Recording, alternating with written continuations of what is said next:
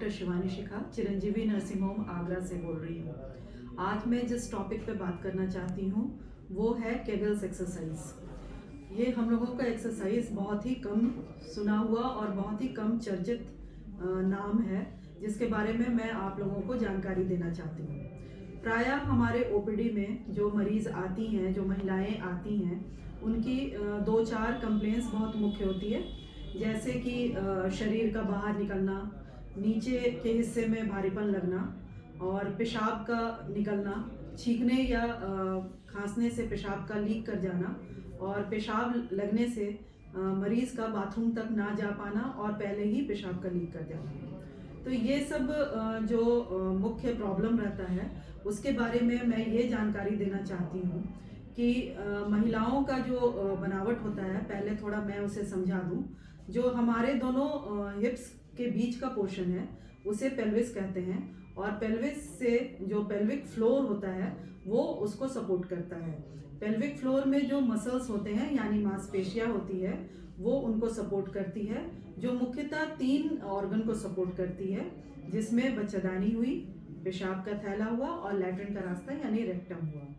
तो किसी भी तरह से अगर इन मांसपेशियों में कमजोरी आ जाती है, वीकनिंग आ जाती है, लचीलापन आ जाता है, ढीलापन आ जाता है, तो ये ऑर्गन बाहर निकलने की कोशिश करते हैं और इसे हम लोग अपने मेडिकल टर्म में प्रोलैप्स कहते हैं और जो महिलाएं शरीर का बाहर निकलना कहती हैं। और इसी की तरह हमारी पेशाब, महिलाओं के पेशाब भी इसी कारण से लीक करती है।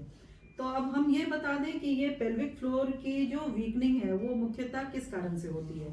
तो इसमें एक तो डिलीवरी का बहुत बड़ा योगदान होता है। अगर कोई कॉम्प्लिकेटेड डिलीवरी होती है जिसमें काफ़ी समय, काफ़ी महिलाओं को परिश्रम कराना पड़ा, जिसमें बच्चे के बाहर आने में काफ़ी समय लगता है, जिसमें इंस्ट्रूमेंट का यूज़ होता है, जैसे फॉर्सेप्स हुआ, वैक्यूम हुआ, ऐसी डिलीवरियाँ में प्रायः डिलीवरी के पश्चात ये प्रॉब्लम उठ सकती है।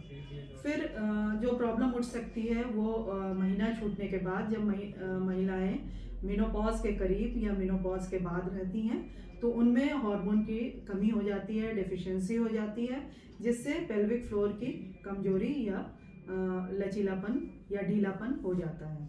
तो अब ये इसका सॉल्यूशन क्या है? अगर बिल्कुल शरीर बाहर आ रही है तब ये केगल्स एक्सरसाइज जो है वो कार्यरत नहीं होगी। ये एक प्रिवेंशन है, ना कि क्योर है। अगर महिलाएं पहले से इस एक्सरसाइज को करना शुरू कर दे तो काफ़ी हेल्पफुल साबित होती है। इस एक्सरसाइज को करने का तरीका हम आपको बता सकते हैं।